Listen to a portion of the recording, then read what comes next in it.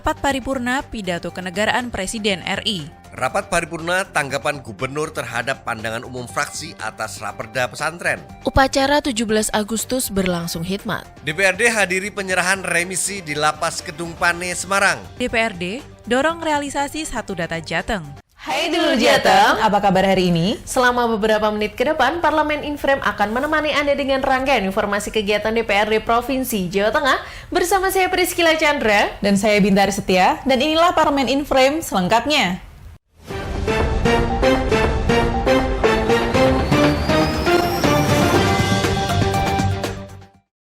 DPRD menggelar rapat paripurna istimewa dengan agenda utama yakni mendengarkan pidato kenegaraan Presiden Joko Widodo.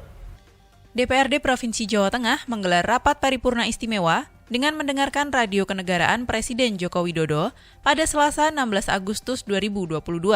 Rapat itu dibuka Wakil DPRD Sukirman dan dihadiri Gubernur Ganjar Pranowo bersama Wagub Taji Yassin.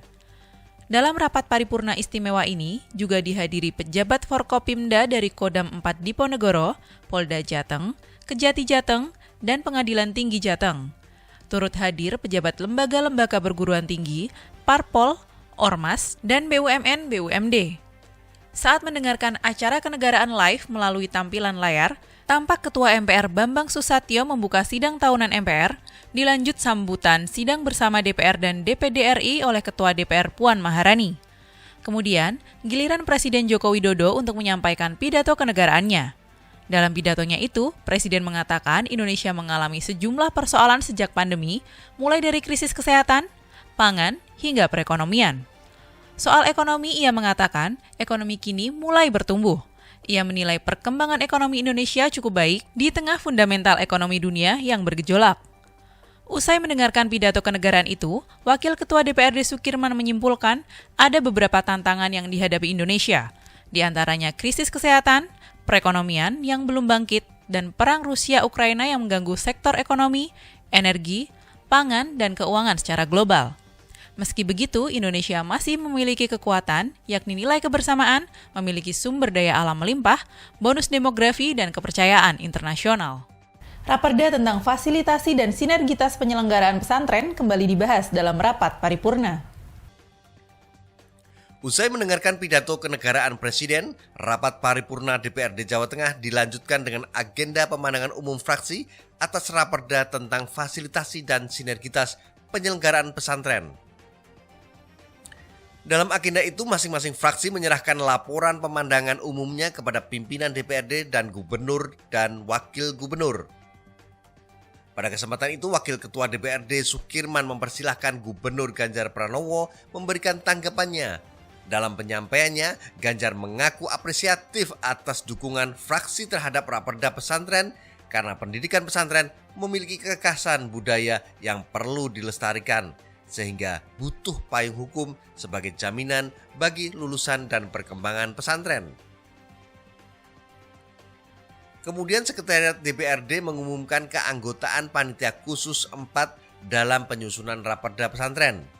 Dilanjut dengan pembacaan hasil keputusan Pansus dalam pembentukan Ketua dan Wakil Ketua, yakni Ketua Saiful Hadi dan Wakil Ketua Abdul Hamid. Upacara pengibaran bendera merah putih di lapangan Pancasila Simpang 5 Kota Semarang berlangsung hikmat dan lancar. Upacara pengibaran bendera merah putih di lapangan Pancasila Simpang 5 Kota Semarang berlangsung hikmat dan lancar. Gubernur Ganjar Pranowo bertindak sebagai inspektur upacara dan Wakil Ketua DPRD Sukirman membacakan teks UUD 1945. Tepat pukul 7, Rabu 17 Agustus 2022, upacara bendera dimulai. Seluruh Forkopimda seperti Kapolda Jawa Tengah Irjen M. Lutfi, Pangdam 4 Diponegoro Maijen Widi Prasetyono, pimpinan instansi vertikal OPD hadir dalam upacara kemerdekaan itu. Jajaran DPRD Provinsi Jawa Tengah pun ikut turut serta pada upacara tersebut. Selain Sukirman, ketiga wakil ketua DPRD lainnya juga turut hadir, seperti Ferry Wawan Cahyono, Heri Budiatmoko, dan Kuatli Abdul Qadir Al-Katiri. Selain itu, sejumlah perwakilan dari Komisi A, B, C, dan E turut menjadi tamu undangan. Dari peserta upacara, selain dari unsur TNI, Polri, mahasiswa, PNS, dan Limnas, ada yang menarik mengingat turut diikutsertakan para santriwan-santriwati serta sejumlah ormas. Keikutsertaan santri pada upacara kali ini menjadi perhatian dari pemerintah Provinsi Jawa Tengah sehingga masuk menjadi regu tersendiri. Wakil Ketua DPRD Sukirman usai mengikuti upacara menyatakan, momentum 77 tahun usia kemerdekaan Republik Indonesia patut menjadi tonggak refleksi dari sikap kewarganegaraan.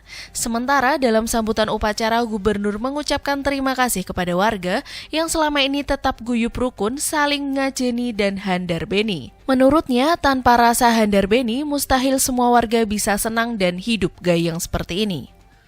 DPRD menghadiri acara penyerahan remisi umum bagi narapidana dan anak dalam rangka Hari Kemerdekaan RI di Lapas Kelas 1 Gedung Pane, Kota Semarang. Wakil Ketua DPRD Provinsi Jawa Tengah Kuatli Abdul Qadir Al-Katiri menghadiri acara penyerahan remisi umum bagi narapidana dan anak dalam rangka Hari Kemerdekaan Republik Indonesia di Lembaga Pemasyarakatan Kelas 1 Gedung Pane, Kota Semarang. Acara itu digelar secara serentak se-Indonesia yang diikuti semua kepala daerah dan pejabat Forkompinda. Pada kesempatan itu, Gubernur Ganjar Pranowo menyerahkan surat keputusan remisi kepada narapidana dan anak pidana. Saat memberikan sambutan, Ganjar mengatakan selama pandemi, penghuni lapas sudah mendapatkan tindakan pencegahan COVID-19 dengan vaksinasi. Usai acara, Kuatli mengaku apresiatif atas upaya yang dilakukan Kanwil Kemenkumham terhadap warga binaan lapas. Karena selama ini, warga binaan sudah mendapatkan keterampilan kerja agar bisa segera memperoleh pekerjaan saat berada di tengah masyarakat kembali. DPRD terus mendorong pemerintah melakukan perbaikan sekaligus penguatan data. DPRD Provinsi Jateng terus mendorong pemerintah melakukan perbaikan sekaligus penguatan data yang dimilikinya. Karena kevaliditasan data telah menjadi amanat dari Peraturan Presiden Nomor 39 Tahun 2019 terkait Satu Data Indonesia. Dalam hal ini, anggota Komisi A Sunarno mengungkapkan masalah pendataan telah menjadi pembahasan hangat di internal DPRD. Karena kerap kali data-data yang disajikan pemerintah bisa dibilang tidak terbarukan. Oleh karena itulah, dengan adanya program Satu Data Jateng, dia sangat mengapresiasinya. Anggota Komisi A lainnya, Dwi Yasmanto menambahkan, indeks data di Jawa Tengah masih di bawah 50%. Ia berharap jika terdapat suatu kendala dalam pencarian data, kedepannya bisa teratasi dengan adanya Satu Data tersebut. Sementara perwakilan Bapeda Lambang Antono menjelaskan, tujuan Satu Data Jateng diciptakan agar dalam pengelolaannya selalu konsisten terhadap data tata kelola pemerintah. Dengan menerapkan prinsip Satu Data, maka dapat meningkatkan kolaborasi aktif antar perangkat daerah, sekaligus meningkatkan kesadaran masyarakat mengenai arti dan kegunaan data. Saya Priscila Chandra. Saya Bintari Setia. Terima kasih atas perhatian Anda. Salam Berlian TV, aspiratif, informatif.